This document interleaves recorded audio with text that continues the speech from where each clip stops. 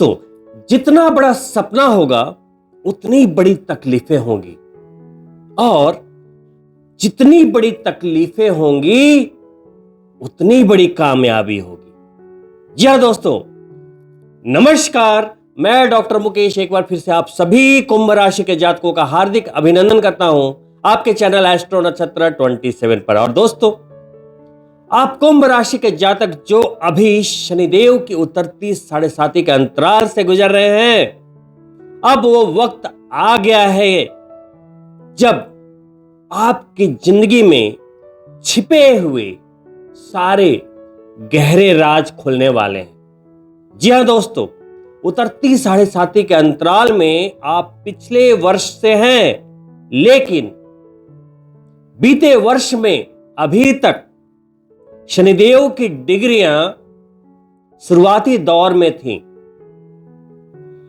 मई के महीने में शनिदेव उदित अवस्था में 14 से 17 डिग्री तक का सफर तय करेंगे, जो कि आप कह सकते हैं कि पूरे 2.5 वर्ष के 7.5 के फेज में सबसे ज्यादा क्रूशियल होंगी।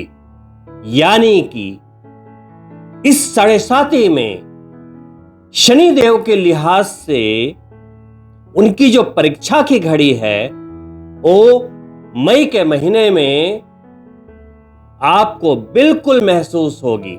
लेकिन चिंता की कोई बात नहीं है, खुलते हैं सारे राज तो खुलने दीजिए, जाहिर हो जाने दीजिए दुनिया की सच्चाइयों को, तभी तो सीखेंगे। क्योंकि शनिदेव आपको दंड नहीं देते। जी हाँ दोस्तों, सही सुना आपने, 7.5 में शनिदेव आपको दंड नहीं देते, बल्कि आपके कार्मिक गंदगियों को निचोड़ने आते हैं। मई के महीने में शनिदेव आपकी वाणी के भाव में बैठे हैं और अपने शत्रु मंगल देव के साथ भी 11 मई तक युतिगत रहेंगे। ऐसे में आपको बहुत ही सावधानी के साथ आगे बढ़ना चाहिए। मुश्किलें तब आएंगी जब आप गलत होंगे। यदि आप सही हैं तो आप आगे बढ़ते रहेंगे, धीमी गति से ही सही अपनी जंग जीतेंगे। तो मई के महीने के पहले टिप्स के रूप में, चूंकि ये बहुत ही ज्यादा सेंसिटिव महीना होने वाला है, अनेकों लाभ भी हैं, लेकिन शनिदेव के एंगल से भी बात कर रहा हूं, लाभ भी समझाऊंगा। दोस्तों, जो भी मुश्किलें आपकी जिंदगी में आएंगी या वो हल हो जाएंगी, सब कुछ डिपेंड करेगा मई के महीने में आपकी जबान के ऊपर। तो उसे जिप लॉक रखें।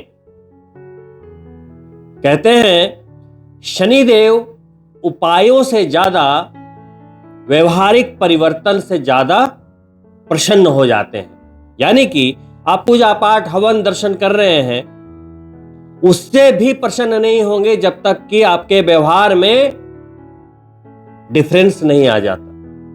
दोस्तों, शनिदेव आपको सिखाते हैं तो मौन रहना सीखना पड़ेगा। जितनी जरूरत हो उतना ही बात करें।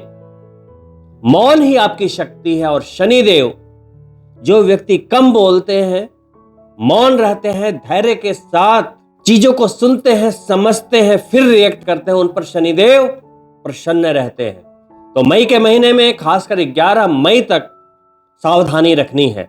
दोस्तों, वही चूंकि सेकंड हाउस रिश्तों का भी भाव है, तो जो भी आपके साथ रिलेशनशिप में है, चाहे वो आपकी पत्नी हो, चाहे आपके पति हो, चाहे आपके फ्रेंड्स हो, चाहे आपकी रिश्तेदारियां हो, पारिवारिक, जो भी लोग आपसे जेलस हैं, जो भी लोग आपको दुश्मन मानते हैं, जो भी लोग आपके खिलाफ षड्यंत्र कर रहे थे, उन सब की छिपी हुई बातें मई के महीने में आपको पता लगेंगी। 7.5 का मामला है। अब इसे आप दो तरीके से ले सकते हैं। आपको चीजें पता लगे कि अरे आपका ये प्रिय दोस्त आपके साथ छल कर रहा है, आपका रिश्तेदार ही आपका सगा नहीं है, तो आप बोलेंगे हे प्रभु ये कैसा न्याय है, मैं तो इतना बढ़िया हूं, मेरा मन साफ है, और ये देखिए इसने क्या मुझे मेरी वफादारी का सिला दिया। तो आप इसे एक पेन के रूप में भी ले सकते हैं, लेकिन आपको यह समझना होगा कि ये दर्द नहीं, ये एक सच्चाई है। शनिदेव आपको आईना दिखा रहे हैं, सच्चाई दिखा रहे हैं, आपको खुद को भी समझने की बातें वो समझाने की कोशिश कर रहे हैं और दूसरों से आपको बचा भी रहे हैं। तो शनिदेव को समझना साढ़े के इस अंतराल में बहुत आवश्यक है।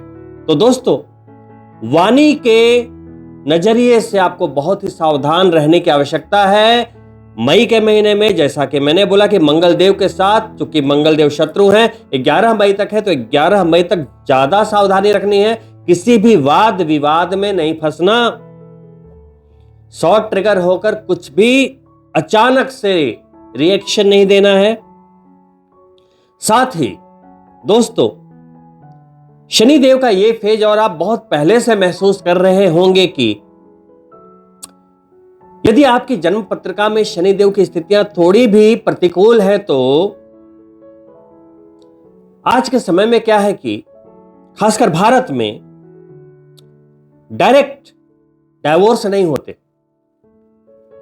बाहर की कंट्री में ये चीजें बहुत जल्दी हो जाती है, लेकिन इंडिया में फिर भी डाइवोर्स के प्रतिशत बहुत कम है। लेकिन आज के डेट में यदि आप देखें तो साइलेंट डाइवोर्स का केस बहुत ही ज्यादा है। साइलेंट डाइवोर्स क्या है? आपने लीगली कुछ भी नहीं किया है, कोई भी डाइवोर्स फाइल नहीं किया, लेकिन पति पत्नी एक घर में रहते हुए भी अलग अलग हैं, एक दूसरे से अपने इमोशंस शेयर नहीं कर रहे, एक दूसरे से ज्यादा इंटीमेट नहीं हो रहे, सिर्फ एक छत के नीचे हैं, अपने बच्चों की खातिर,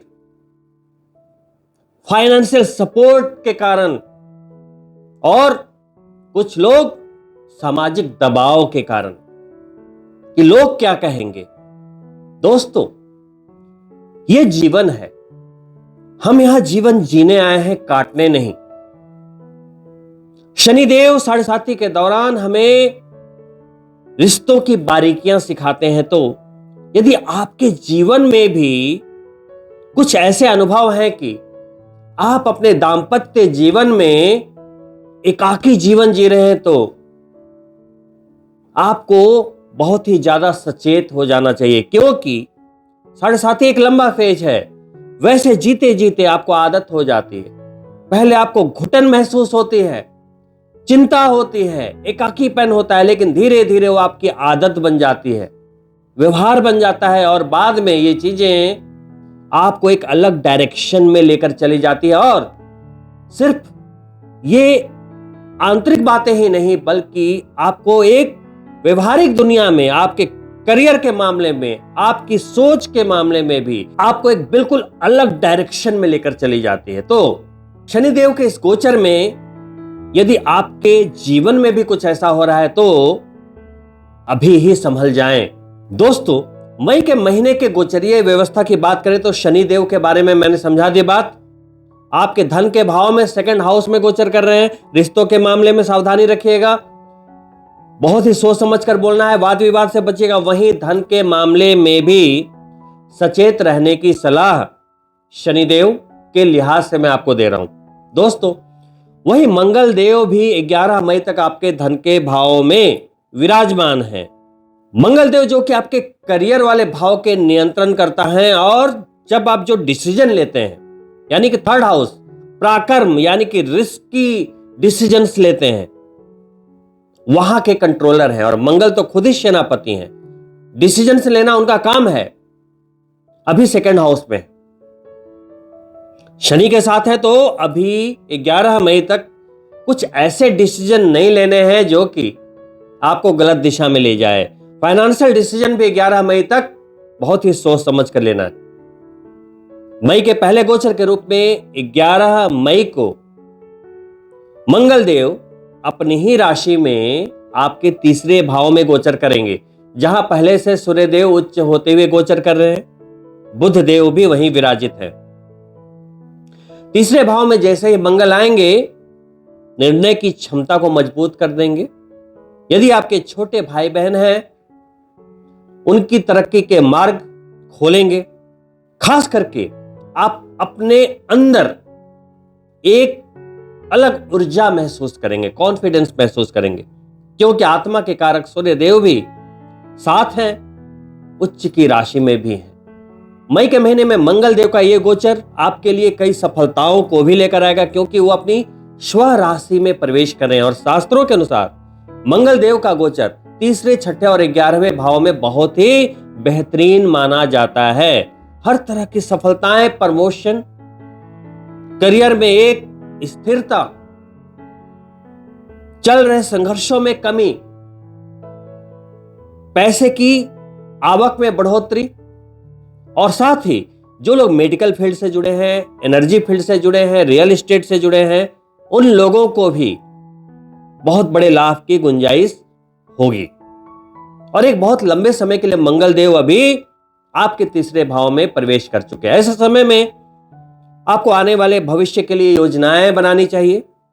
कुछ ऐसे डिसीजंस लेने चाहिए जो आपकी लाइफ को गति दे दे, क्योंकि मंगल को गति पसंद है, स्लो मोशन पसंद नहीं।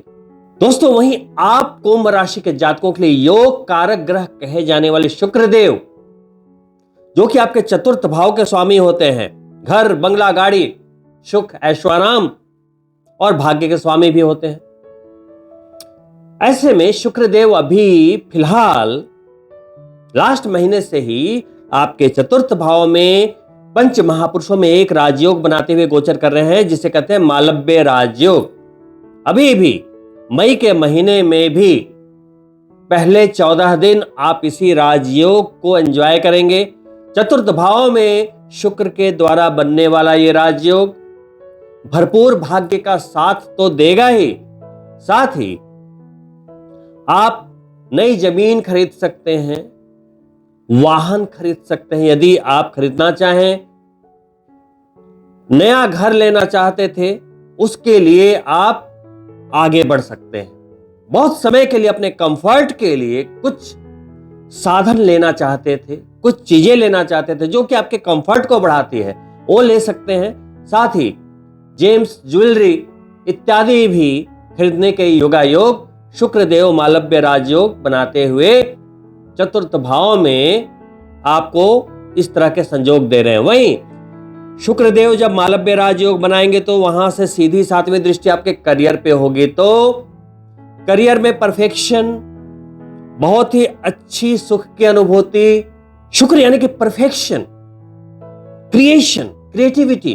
तो जो लोग क्रिएटर हैं, आजकल सोशल मीडिया पे बहुत ही बढ़ता हुआ एक प्रोफेशन कहेंगे, लोग क्रिएटर बन रहे हैं। यूट्यूब पे, सोशल मीडिया पे, इंस्टाग्राम पे अपनी कला का प्रदर्शन करते हुए, अपने टैलेंट को दिखाते हुए बहुत सारे लोग अपने करियर को बहुत ही मजबूती के साथ इस्टेब्लिश कर रहे हैं। तो इसके मेन कारक कौन है? शुक्र देव। आपकी पत्रिका में शुक्र अच्छे होंगे तो क्रिएटिविटी बढ़िया होगी। जो लोग अच्छे राइटर होते हैं, जो लोग संगीत लिखते हैं, लिरिक्स बनाते हैं, उनके लिए शुक्र का बढ़िया होना बहुत ही मायने रखता है। तो जब ये मालव्य राजयोग बनाकर बैठे हैं, तो वैसे में इन फील्ड से जुड़े सारे लोगों को एक विशेष बल की प्राप्ति होती है और लाभ की प्राप्ति होती है, सफलता मिलती है। तो दोस्तों, 14 मई को शुक्र देव चतुर्थ भाव को छोड़ते हुए पंचम भाव में प्रवेश करेंगे। पंचम भाव प्यार, संतान और शिक्षा का भाव होता है, जैसा कि आप जानते हैं।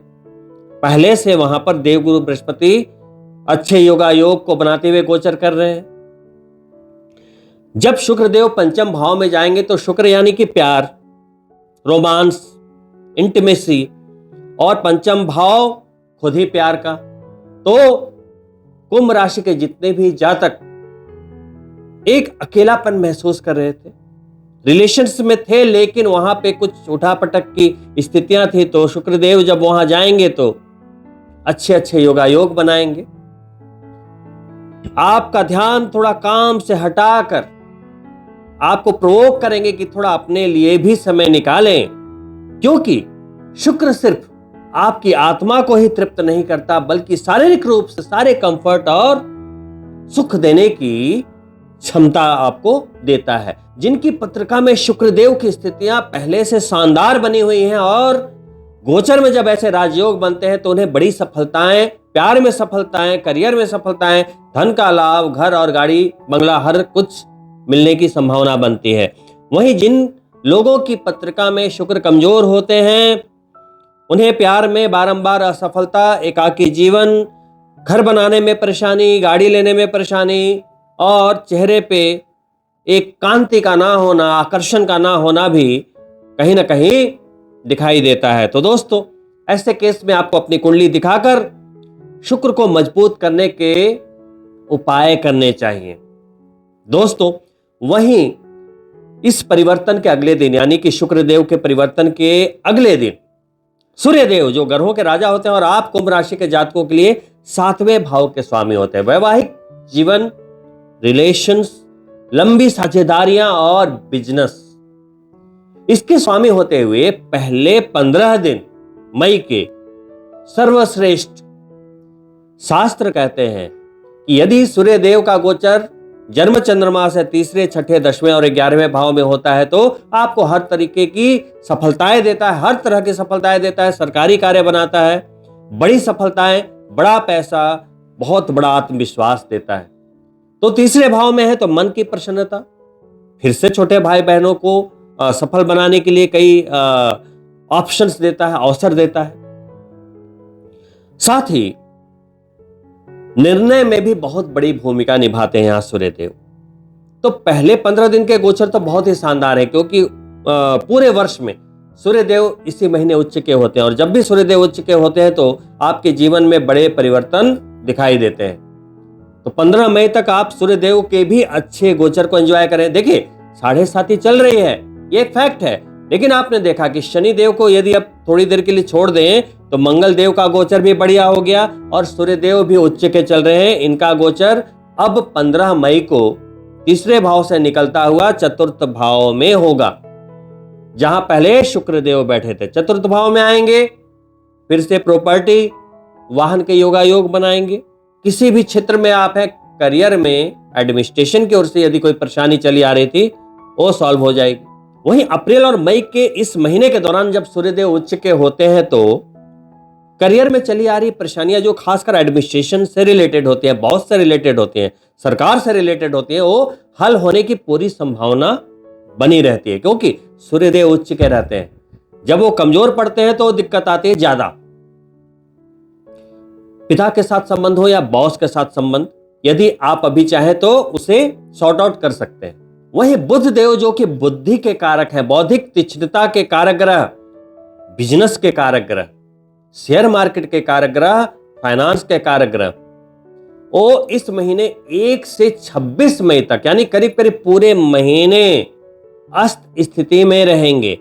तीसरे भाव से उनकी यात्रा का प्रारंभ होगा, 15 मई तक तीसरे भाव में रहेंगे। बुध आदित्य योग भी बना रहेगा लेकिन अस्त स्थिति में वो बनाकर रखेंगे। वहां से 15 मई को चतुर्थ भाव में आएंगे, 29 मई तक वहीं रहेंगे और फिर पंचम भाव में प्रस्थान करेंगे। बुध देव जब कमजोर होते हैं तो जो लोग वाणी के द्वारा कोई बिजनेस कर रहे हैं यानी काउंसलिंग करते हैं, सिंगर हैं, बातों का खाते हैं, सिंपली कह ले तो हर कोई चाहे वो नौकरी कर रहा है, व्यापार कर रहा है, बातों का ही तो खाता है, वाणी ही सब कुछ है। तो ऐसे में थोड़ी मुश्किल उन्हें महसूस हो सकती है। जो लोग थॉट लेते हैं, सोचते हैं, जैसे अभी मैंने बताया कि शुक्रदेव बहुत ही बढ़िया पोजीशन में बैठ के क्रिएटर के लिए बहुत ही ज्यादा क्रिएटिव आइडियाज दे रहे हैं, लेकिन वहां बुध देव यदि कमजोर होंगे तो उन्हें एग्जीक्यूट करने में परेशानी आएगी। तो जब कुछ ग्रहों की ऊर्जा बहुत अच्छी है, कुछ की कमजोर है, तो हम जब बैलेंस कर लेते हैं तो सफलता मिल जाती है। तो बुध को बैलेंस कैसे करें, क्योंकि बुध फाइनेंस भी है, बिजनेस भी है, सभी को आवश्यकता है बुध के पावर की। तो क्योंकि 1 से 26 मई तक अस्त रहेंगे, तो ओम ब्राम ब्रीम ब्रॉम श बुधाय नमः का जाप यदि आप करते हैं तो बैलेंस मेंटेन रहेगा और आपको कहीं भी कोई दिक्कत नहीं आएगी। ना तो व्यापार में कोई नुकसान होगा, ना तो कार्य क्षेत्र में कोई नुकसान होने की संभावना रहेगी। आप आगे बढ़ते रहेंगे। तो दोस्तों, ये थे मई महीने के गोचर। सारे गोचर अच्छे हैं। मंगल देव के गोचर, सूर्य देव के गोचर, शुक्र देव के गोचर सारे बढ़िया हैं। सिर्फ शनि देव को हम अच्छे गोचर में नहीं ले सकते क्योंकि वो उग्र फेज में है। तो दोस्तों, शनि देव को थोड़ा शांत करते हुए चलना है और शनि देव को सिर्फ एक ही देवता शांत कर सकते हैं। आप समझ गए होंगे, हनुमान जी। हनुमान जी अभी भी जीवित देवों में माने जाते हैं और कहा जाता है कि जो लोग सच्ची भक्ति के साथ सच्चे मन से सिर्फ यदि उन्हें याद कर ले तो मजाल ही नहीं कि शनिदेव उस जातक को परेशान कर दे, उनकी दृष्टि वहां पड़ जाए, ऐसा संभव ही नहीं है। तो आपको क्या करना है, आने वाले 2-3 महीने जो कि साढ़े साती के लिहाज से पूरे 2.5 वर्षों के अंतराल का सबसे महत्वपूर्ण मुद्दा है आपके लिए। ऐसे समय में यदि आप ध्यान नहीं देंगे तो थोड़ी मुश्किल हो सकती है। देखिए, एस्ट्रोलॉजी आपको मार्गदर्शन देने का काम करती है, आपको डराने का काम नहीं करती। जहां कोई प्लैनेट अपने एग्रेसिव एनर्जी में है और वो प्लैनेट क्रूर है, आपको नुकसान पहुंचा सकता है, तो इसकी जानकारी देना मेरा कर्तव्य है। सावधान होना ना होना वो आपकी मर्जी होगी। तो दोस्तों, इन 2-3 महीनों में, खासकर मई के महीने में, आपको क्या करना है, हर शनिवार को सुंदरकांड करें, प्रतिदिन हनुमान चालीसा का पाठ अवश्य करें। जिनकी पत्रिका में साढ़े साती बिल्कुल अच्छी नहीं गई, क्योंकि अभी तक आपको तजुर्बा हो चुका होगा, 7.5 वर्षों के अंतराल में 6.5 वर्ष बीतने को आ गए, तो आपको पता लग गया होगा, आपकी पत्रिका हो या ना हो, कि भाई पिछले 6.5 साल कैसे रहे। जिनके बढ़िया रहे उन्हें कोई भी परेशानी या कुछ भी टेंशन लेने की आवश्यकता नहीं है। जो लोग बहुत अच्छा कर रहे थे लेकिन पिछले 4-5 सालों से अपने आप को बंधे बंधे महसूस कर रहे हैं, कुछ अनवांटेड घटनाएं घट रही है, तो आप समझ सकते हैं कि ये साढ़े साती का असर हो सकता है। और जिनकी पत्रिका है उन्हें स्पष्ट दिख रहा है कि नहीं, परेशानी तो है, कुछ दबाव तो है, लेकिन साढ़े साती में कुछ दबावों का आना लाइफ में बहुत ही नॉर्मल है। जब भगवान नहीं बच सके साढ़े साती से, राजा हरिश्चंद्र नहीं बच सके, तो हम तो फिर भी एक नॉर्मल इंसान है। तो दोस्तों, हनुमान जी की भक्ति, साथ ही शनिवार को पीपल के पौधे में जल अर्पित करना और पीपल का स्पर्श भी साढ़े साती के नेगेटिव असर को कम कर देता है। शनि मंदिर जाते रहे। शनि के साढ़े साती के कारण यदि आपको ज्यादा परेशानी हो रही है तो आप शनि शिग्नापुर में जाकर दर्शन कर सकते हैं, विशेष पूजा करवा सकते हैं। या यदि आप वहां नहीं जा सकते तो माता बगलामुखी के दरबार में जाकर शनि शांति के निमित्त आप एक हवन करवा लें, आप बहुत ही रिलीफ महसूस करेंगे। तो दोस्तों, इन्हीं शुभकामनाओं के साथ कि आप सभी कुंभ राशि के जातकों के लिए मई का महीना शानदार बीते, मैं आपसे अनुमति चाहूंगा। और अंत में आपसे पुनः अनुरोध करता हूं कि यदि आप मेरे चैनल को पहली बार देख रहे हैं तो सब्सक्राइब करना ना भूलें, साथ ही बेल बटन जरूर चेक कर ले ताकि आने वाली वीडियो के नोटिफिकेशन आपको प्राप्त होते रहें। वीडियो पसंद आई हो तो लाइक करें और अपने मित्रों के लिए शेयर भी अवश्य करें। बहुत ही जल्द मिलता हूं मित्रों दूसरी वीडियो में, तब तक के लिए नमस्कार, ऑल द बेस्ट।